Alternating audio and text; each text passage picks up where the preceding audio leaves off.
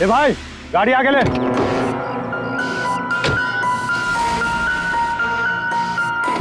बोला ना तुझसे, गाड़ी आगे ले तो आगे ले। अरे भाई कैसे आगे लूं, गाड़ी खराब हो गई है ना। प्रॉब्लम बाद में देखना, धक्के मार के आगे लो पहले। थोड़ी आप लोग भी मदद कीजिए। हम क्या मदद करें, तुम जल्दी।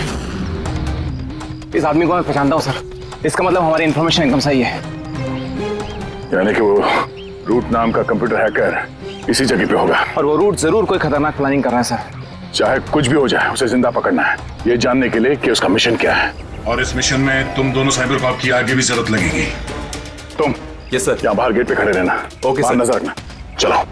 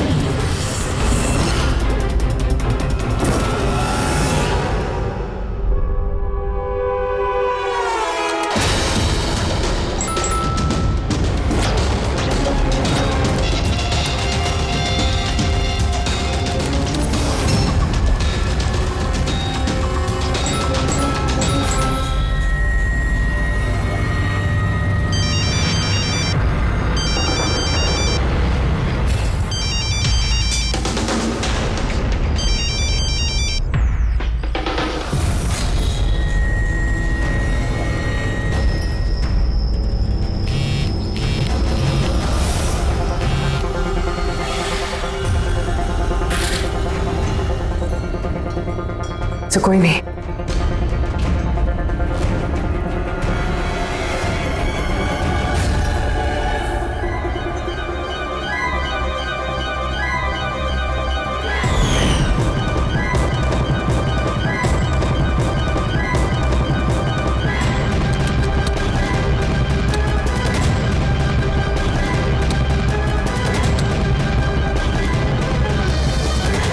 आप रेडी? सर सब जगह देख लिया, यहाँ पे कोई नहीं है। खबर तो गलत नहीं हो सकती, यहीं कहीं होना चाहिए। चलो देखते हैं।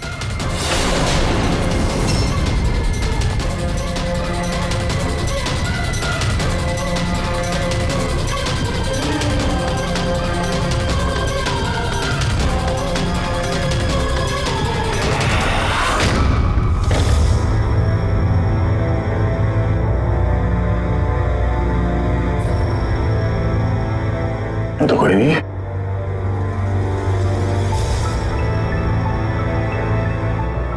शहर अभी भी गर्म है, लगता है यहाँ पे कोई था अभी।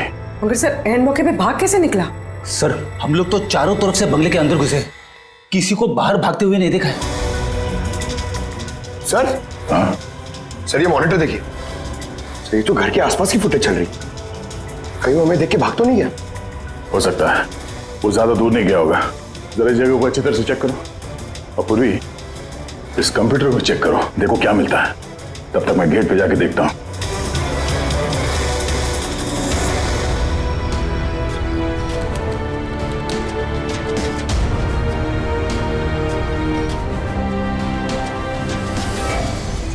Mahesh, Mahesh, yes sir. ये रूट अंदर नहीं है, लगता भाग गया। तुम यहीं पे खड़े थे? सर मैं यहीं पे खड़ा था, मैंने किसी को नहीं भागते हुए देखा। तो ऐसा कोई नहीं गया बाहर? नहीं सर। मेन गेट से तो कोई बाहर गया नहीं, पता नहीं ये रूट कहां से चला गया। सर बाहर पीछे की तरफ एक गेट है, शायद वहीं से भाग गया होगा। सर वो कंप्यूटर पासवर्ड प्रोटेक्टेड है, ब्यूरो ले जाना पड़ेगा। सर ये रूट जरूर अपने उसी खतरनाक मिशन को पूरा करने में लगा होगा। ये रूट को किसी भी हाल में जल्द से जल्द ढूंढना होगा। एक मिनट, पूरे घर में कहीं भी ये कारपेट नहीं है, और यहाँ पे कारपेट रखा हुआ है, उसके ऊपर ये स्टूल। जरा हटाओ इसे। सर यहाँ पे खुफिया दरवाजा, रेडी? तुम यही रहो इनके साथ, हम लोग अंदर देखते हैं।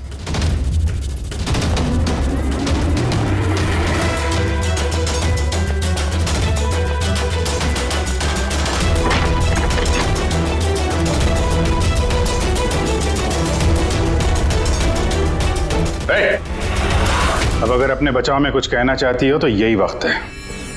मुझे कुछ नहीं कहना, जो भी कहना मेरा वकील कहेगा।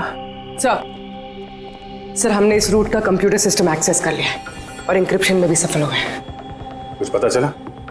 हाँ सर इसने पिछले कुछ दिनों में इंटरनेट पे भयानक वीडियोस पोस्ट किए हैं। डार्क वेब पर sir. Actually dark web internet की एक ऐसी काली जगह होती है सर, जहाँ पर हर मुजरिम अपने गैरकानूनी कामों को एक टेक्नोलॉजी की मदद से अंजाम देता है, जैसे हथियारों की तस्करी हो, किडनी की चोरी या फिर किसी को मारने की सुपारी। सर ऐसा कोई भी काम नहीं है जो इस साइट पर नहीं होता है। समझ में ये बात नहीं आती, जब सब कुछ इतने खुले में होता है, सबको पता है, तो इसे रोकने के लिए हम कुछ करते क्यों नहीं? सर ये इतना आसान नहीं है। एक्चुअली इस साइट पर जाने के लिए आपको एक कंप्यूटर सॉफ्टवेयर की जरूरत होती है, जो चुनिंदा हाई प्रोफाइल मुजरिमों के पास ही होता है। जैसे कि ये रूट। Yes sir. और सर जैसे कि हमें पता है कि इस डार्क वेब पे IP एड्रेस और यूजर ID ये दोनों गुप्त रहते हैं। जरा दिखा कौन सा वीडियो डालने इस रूट ने।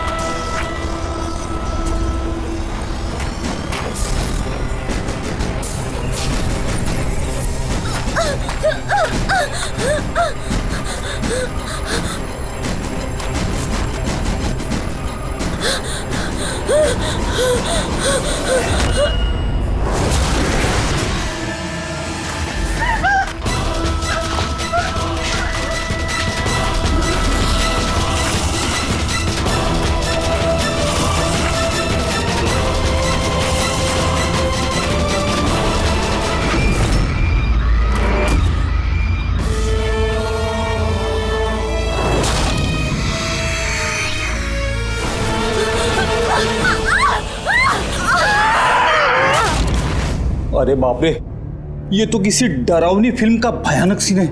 ये सीन क्यों डाला डार्क वेब में?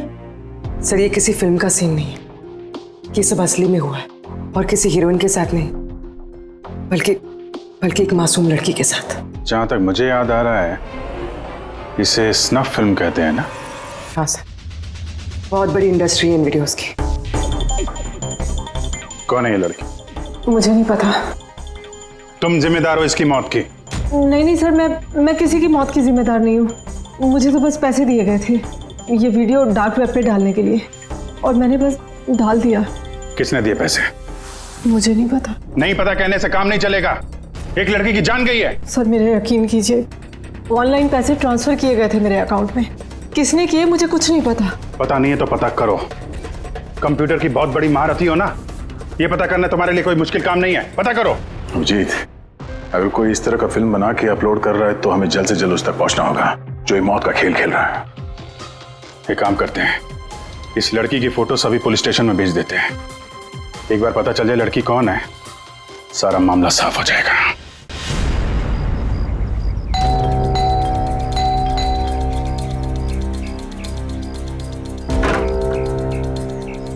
जी कहिए, किससे मिलना है?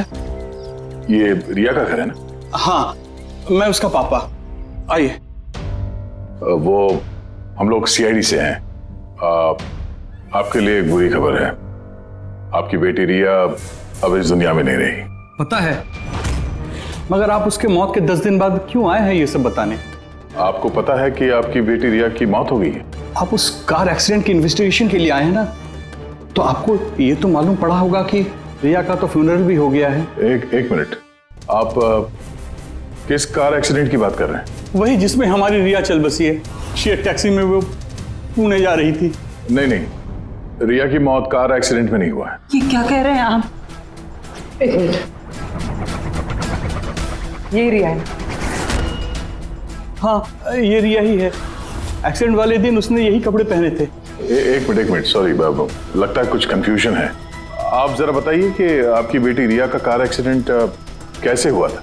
शेयर टैक्सी में वो पुणे जा रही थी, 7 और लोग भी थे उसके साथ।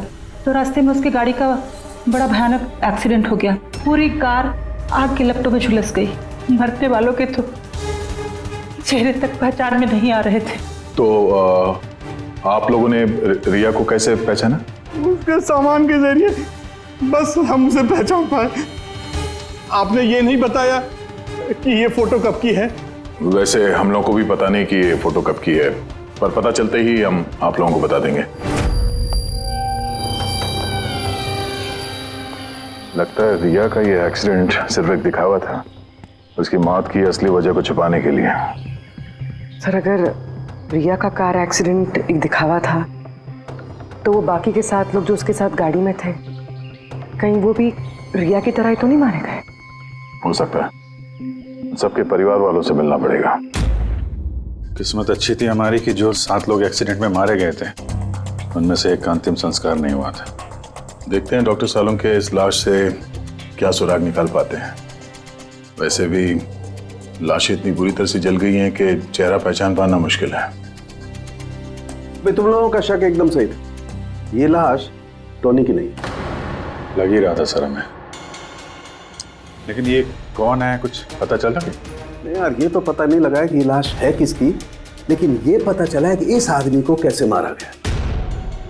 मैंने इसके बॉडी का स्कैन किया तो पता लगा कि इसके पेट में चाकू का बहुत गहरा घाव है। चाकू से? हाँ, चाकू का। और मुझे लगता है उस चाकू के वार की वजह से ही इसकी मौत हुई। मतलब चाकू से मारा किसी और को और उसे टोनी बता के एक्सीडेंट का हिस्सा बना दिया। ये गैंग आखिर करना क्या चाहता है? और इस आदमी की मौत 3 हफ्ते पहले ही हुई है। ये कार एक्सीडेंट हुआ 10 दिन पहले।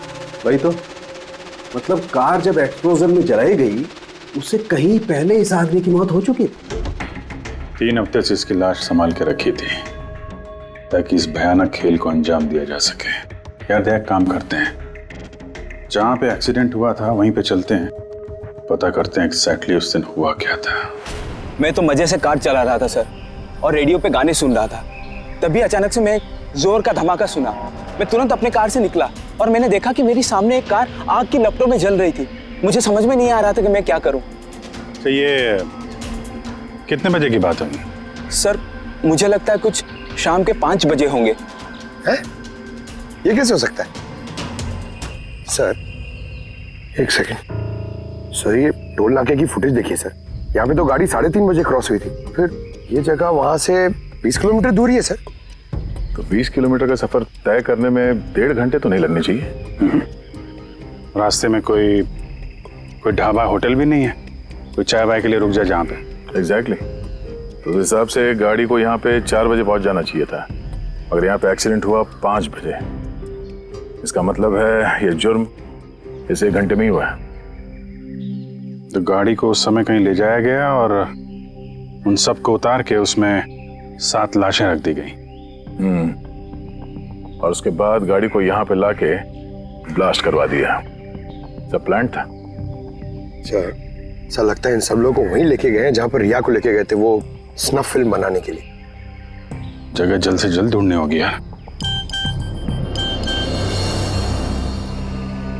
पुलवी ने SMS भेजा तो किसी पेड़ की फोटो है। हाँ पूर्वी। सर ये पेड़ जिसकी फोटो भेजी है मैंने, इसे मोरिंगा ओलिफेरिया कहते हैं सर। हाँ सर ठीक ऐसा ही पेड़ रिया वाले फुटेज में भी है। ये देखिए सर, उस फुटेज का स्क्रीनशॉट भेज रही हूँ मैं। सर ये पेड़ महाराष्ट्र के 2 जंगलों में पाए जाते हैं। ये तो एग्जैक्टली वैसे ही पेड़ है, महाराष्ट्र के 2 जंगलों में। कौन कौन से जंगलों में? सर एक जंगल है जो नासिक के पास है, और दूसरा जंगल एक्सीडेंट वाली जगह से सिर्फ 1 घंटे की दूरी पे है, और इस जंगल का नाम है प्रीफिक्स फॉरेस्ट। जरूर ये मौत का खेल इस प्रीफिक्स जंगल में ही हुआ है। प्रीफिक्स फॉरेस्ट तो काफी बड़ा जंगल है यार, मीलों तक फैला हुआ है। फॉरेस्ट ऑफिसर की मदद लेनी होगी।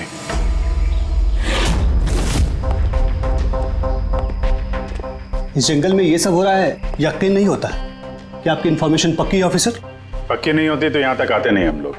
आप बताइए, कुछ हाल फिलहाल में ऐसी कोई घटना आप लोगों ने कुछ सुनी हो, कुछ देखी हो, जंगल के अंदर कुछ हुआ हो? बिल्कुल नहीं, और अगर ऐसा कुछ होता तो हम जरूर उस पर ध्यान देते।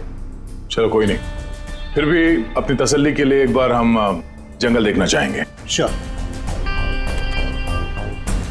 वैसे सर आप लोग पूरा जंगल देखना चाहेंगे? क्योंकि मीलों तक फैला हुआ है ये, इसमें काफी वक्त लग सकता है। नहीं, हम पूरा जंगल नहीं देखेंगे। हमें जंगल का वो हिस्सा दिखाइए जहाँ पे कोई आता जाता नहीं है, क्योंकि अक्सर सुनसान इलाकों में ही जुर्म पनपता है। Okay officers. विनोद, मेघना, इन्हें जंगल के उन इलाकों की दिखाने की जिम्मेदारी आपकी है। ओके? जी सर। Yes sir. सर एक सेकेंड। सर ये देखिए, सर ये जंगल का सबसे घना और सुनसान इलाका है। मेरी समझ से हमें यहीं से शुरू करना चाहिए। ठीक है, देखते हैं।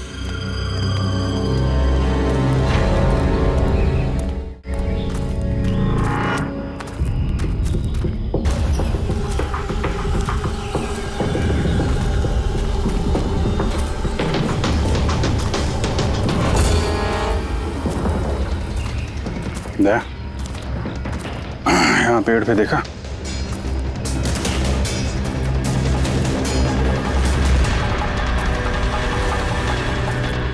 छोटा सा कैमरा। मतलब हम लोग सही जगह पे आ गए हैं। यही वो जगह है जहाँ पे वो फिल्म बनाई जा रही है। कैमरा ऊपर भी है, उस तरफ बैंड है।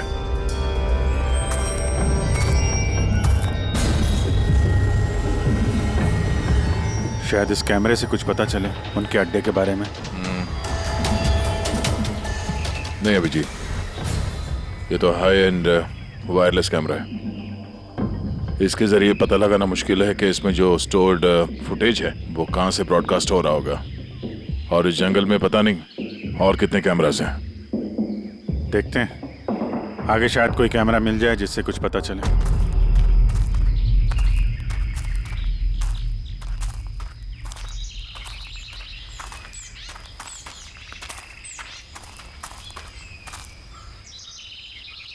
सर सही निशान देखिए, मुझे लगता है हमसे पहले यहाँ कोई आया है।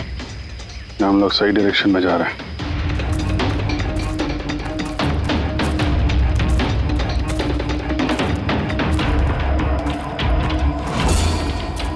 सर ये निशान यहीं तक है। सर इसका मतलब उनका अड्डा यहीं कहीं है।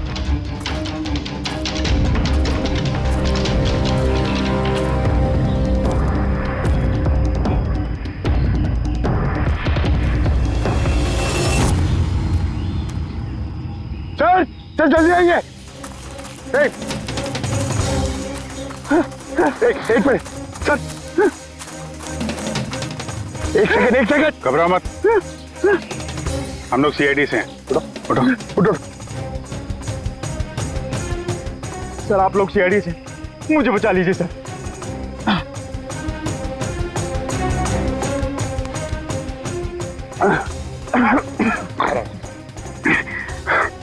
यहाँ फंस कैसे गए तुम? सर मुझे इस जंगल से बाहर निकलने का रास्ता नहीं मिल रहा। सर उस खूनी ने एक एक करके सबको मार दिया। तुम लोग यहाँ आए कैसे? हम शेयर टैक्सी में सवार होकर सफर कर रहे थे कि अचानक हमारी गाड़ी पंक्चर हो गई और कार रुक गई। सड़क पर पहले से किसी ने कीले और कांच के टुकड़े रखे हुए थे सर।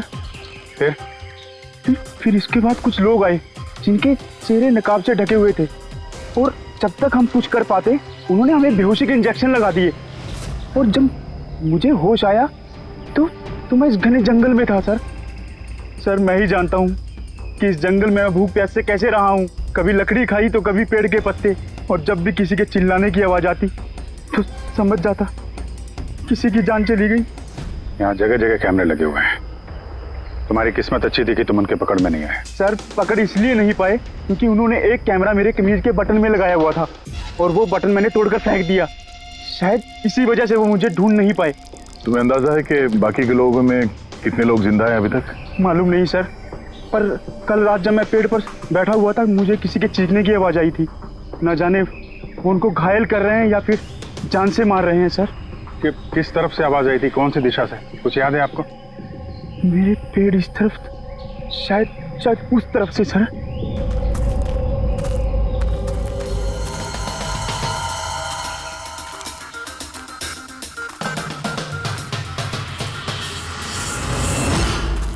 सर खून।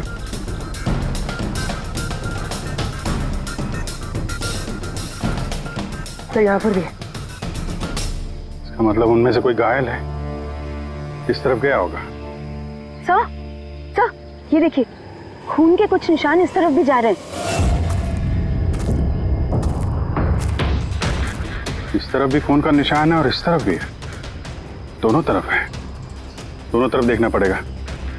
पंकज, पूर्वी, तुम लोग इधर देख लो, हम लोग इधर देख लेते हैं। विनोद, तुम इनके साथ जाओ और हाँ, और आधे घंटे में अपडेट दे देना, ठीक है? आप आइए।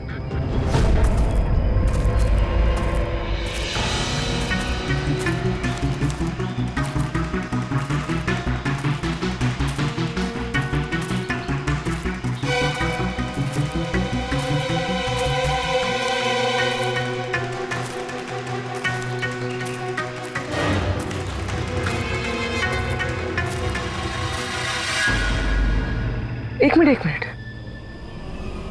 वो क्या है?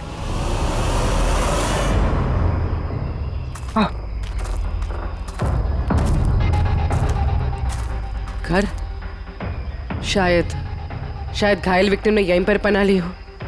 जंगल के बीच में घर, मगर नक्शे के हिसाब से तो यहाँ कोई घर नहीं था। हो सकता है ऐसे फिल्म बनाने वालों को ऐसे लोकेशंस की जरूरत पड़ती हो ताकि उन्हें कोई ट्रैक ना कर सके। हो सकता है उस घर में जो घायल आदमी है वही मुजरिम हो सकता है पंकज, और ये भी हो सकता है कि आगे और भी कैमरास लगे हों। होशियार रहना।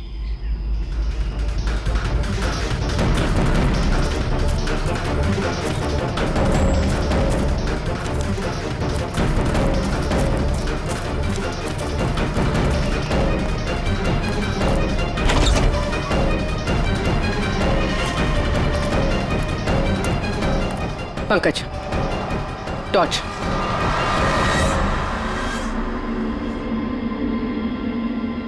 ये घर तो एकदम हिंदी फिल्मों की डरावनी पिक्चरों जैसा।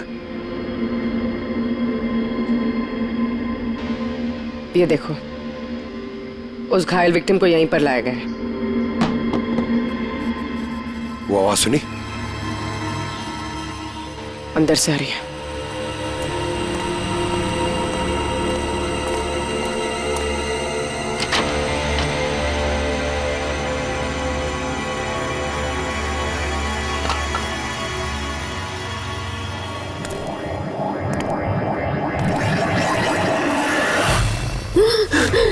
नहीं, छोड़ दो मुझे जाने दो। बाहर आओ। मेरे पास मत आना, मैंने कुछ नहीं किया। देखो, हम लोग सीआईडी से, घबराओ मत। आओ, कुछ नहीं होगा तुम्हें। आजा आजा।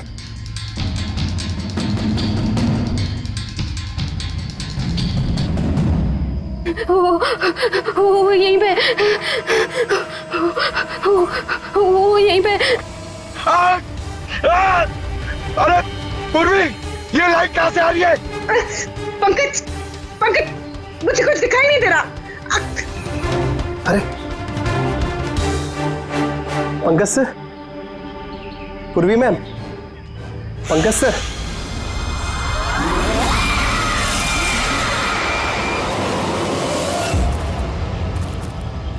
सर, खून के निशान तो यहाँ के खत्म हो गए।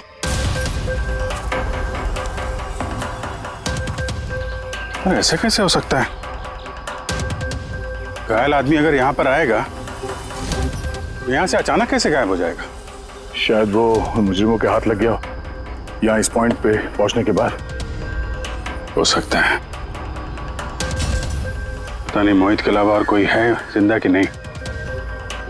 1 घंटा हो गया जब पूर्वी और पंकज का कोई फोन कॉल नहीं है।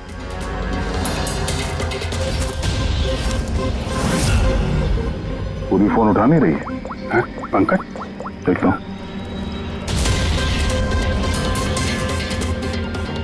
पंकज भी फोन नहीं उठा रहा है। अरे यार किसी मुसीबत में नहीं है दोनों? चलो चल के देखते हैं, चलो। यहाँ पे खून इस तरफ गए थे।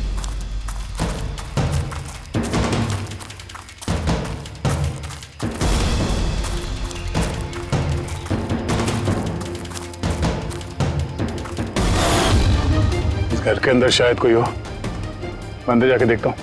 ठीक है, तब तक मैं यहाँ बाहर देखता हूँ।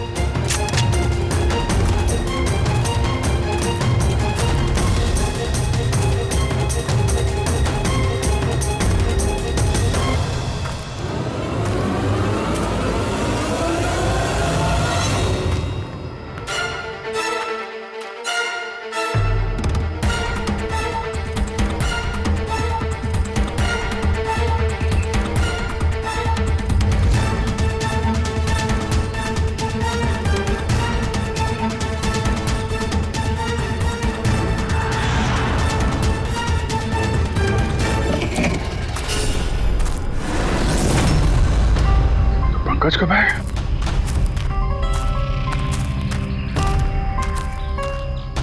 पंकज,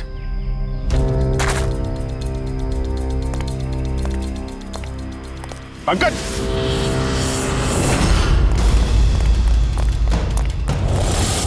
पंकज, पंकज,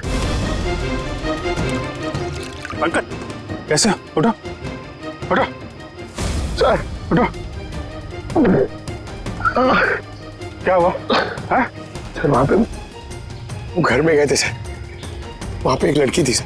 हाँ। उससे बात ही कर रहे थे सर, पता नहीं एकदम से इतनी रोशनी आई सर कि कुछ दिखने नहीं, कुछ समझ में नहीं आ रहा था। वो घर से जैसे जैसे मैं निकला बाहर, शायद यहाँ गिर गया सर, पता नहीं, कुछ समझ में नहीं आ रहा सर, एकदम चक्कर आ रहा है। और पूर्वी, विनोद, वो कहाँ है? सर वो लोग पता नहीं सर, अंदर थे, बाहर निकले पता नहीं सर। ओह नो, क्या हुआ क्या तुम्हें? ये ठीक है, पूर्वी और विनोद मिले? नहीं, उस घर के अंदर तो कोई भी नहीं। ओह गॉड, उन्हें कहीं कुछ हो ना गया हो।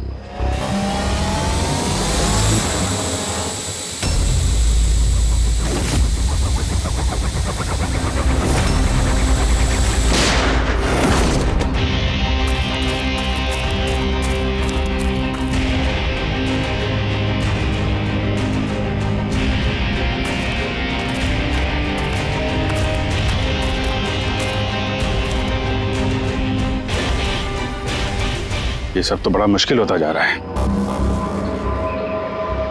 हमें वापस जाना होगा। चलो। क्या मतलब? देखो दया, हमें ये नहीं मालूम है कि अपराधियों की तादाद कितनी है, कितने कैमरे लगा रखे हैं यहाँ पे, कितने हथियार हैं उनके पास, ऊपर से हम पे हर वक्त नजर रखे हुए हैं। अभी फिलहाल हम उनसे मुकाबला करने की तैयारी में नहीं है। और पूर्वी, उसे यहाँ पे अकेला छोड़ के चले जाएंगे हम लोग? यार दया देखो, पूर्वी उनके चंगुल में फंस चुकी है। हम उसको बचाने जाएंगे तो हम भी नहीं बच पाएंगे।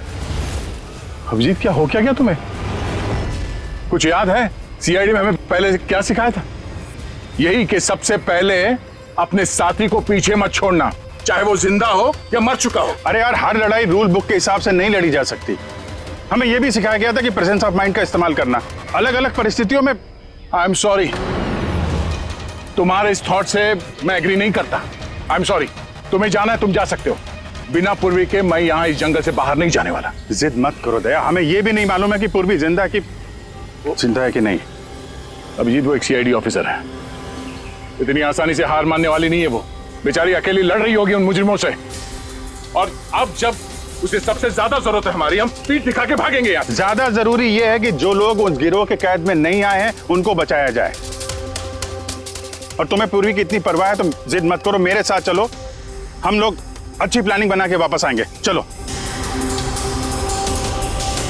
इसे हो क्या गया? सर अभी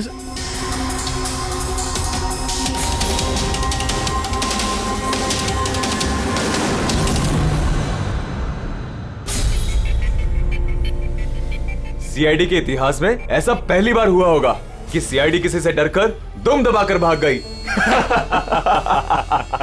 हाँ सर, पहुंच गए आप? हाँ बस उसी जंक्शन पे रहिए, हम लोग आते हैं वहां पे। अरे सालुंके सर, आप यहाँ? मैं यहाँ। आइए। अरे अरे तुम्हें क्या लगा हम लोग पूर्वी को ऐसे ही छोड़ देंगे जंगल में मरने के लिए? हैं? तो आपका और दया सर का झगड़ा झूठा था। जब अभिजीत ने वहां पे कैमरा देखा तो उसने मुझे इशारा किया। पता नहीं और कितने ड्रोन लगा रखे होंगे हम पे नजर रखने के लिए। जो आदमी उस कैमरे के जरिए हम पर नजर रखे हुए था उसकी आंखों में धूल झोंकना जरूरी था, इसलिए अब वो लोग ये सोच के बैठे होंगे कि हम लोग जंगल से निकल गए, थोड़े रिलैक्स भी हो जाएंगे। यही मौका है हम पे हमला करने का। अभिजीत ये लो, ये तुमने मंगाया था। ये क्या डिवाइस है सर? ये जैमर है पंकज। आसपास इस एरिया में जितने भी कैमरे होंगे सब जैम हो जाएंगे। अब वो हम पे नजर भी नहीं रख पाएंगे। और ये ड्रोन पे जो कैमरा लगा है इसकी रेंज 7 किलोमीटर सिर्फ। बैटरी तो खत्म होने वाली है।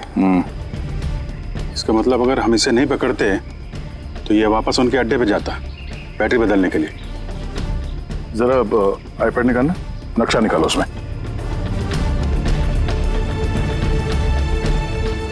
ये वो जगह है जहाँ पे हमें ये ड्रोन मिला था और इसके पास ही वो बंगलो है।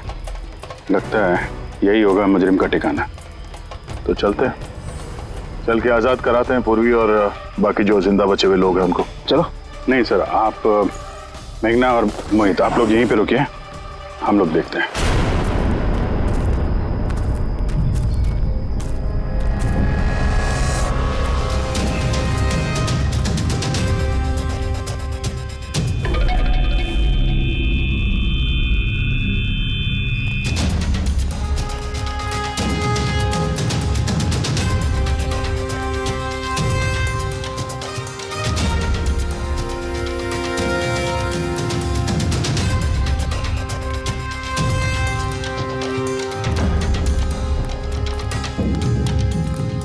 यार ये पूरा सिस्टम बंद कैसे हो गया? देखना कुछ जैसे आवाजें आ रही हैं। बंद कैसे हो सकता है पूरा सिस्टम?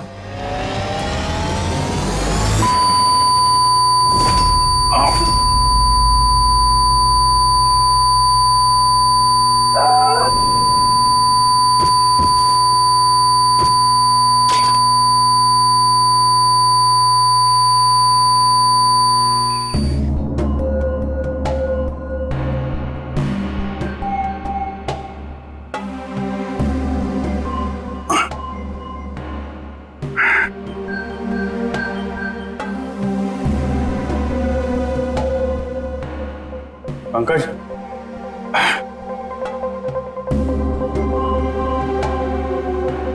पंकज, हमारे स्वागत की पूरी तैयारी कर रखी थी इन लोगों ने। सर ये लोग अगर हमें मारना चाहते तो पहले ही मार देते। हमें मारते हुए क्या ये फिल्म बनाना चाहते हैं?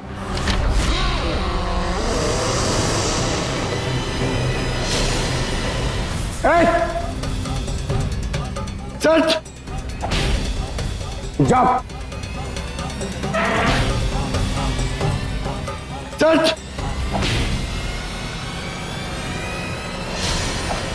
मैं हूं पंकज। पूर्वी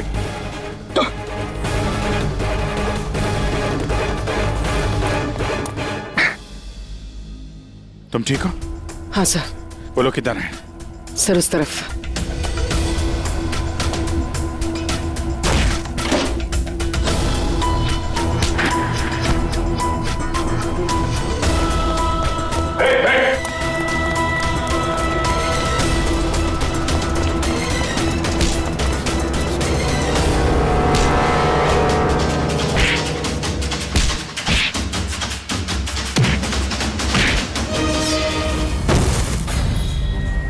सर चल चल।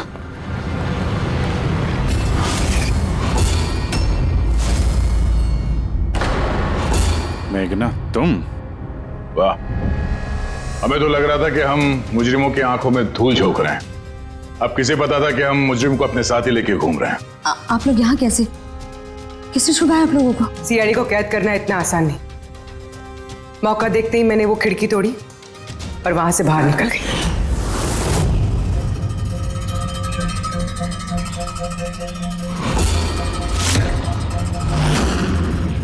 और उसके बाद मैंने उन्हीं लोगों का पीछा किया जिन लोगों को तुमने भेजा था मुझे ढूंढने के लिए। और फिर मैंने उस नकाबपोश आदमी को देखा और उसका भी पीछा किया।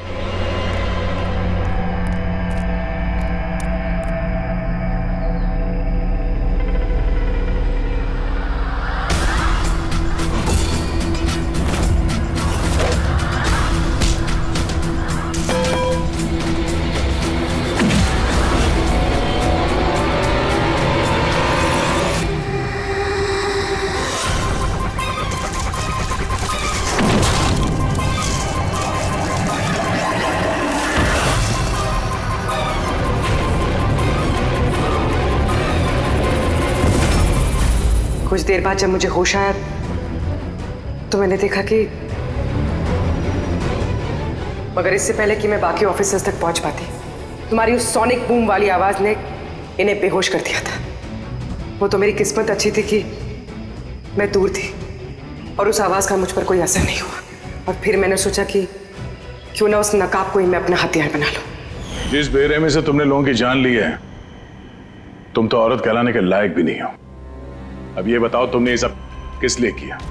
ये सब मैंने पैसों के लिए किया है सर।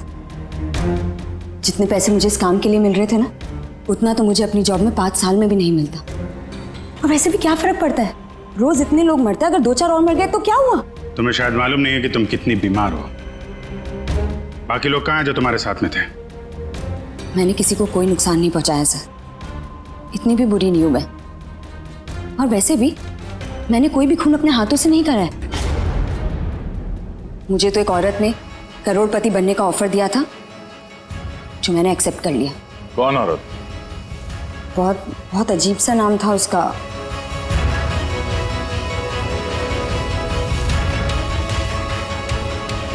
रूट। रूट?